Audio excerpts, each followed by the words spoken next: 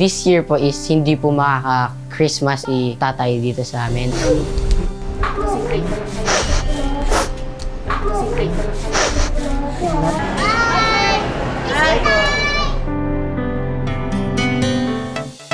Ako muna ang pinadala ni Tatay Jervin to have a really fun day here at an amusement park.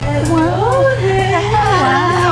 Universe! Wala naman may motion sickness.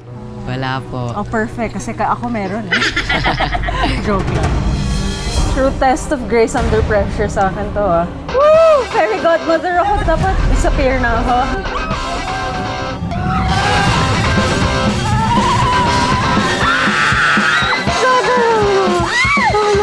Ano ba ang gusto mo matanggap ngayong Pasko? Bagong cellphone. Congrats!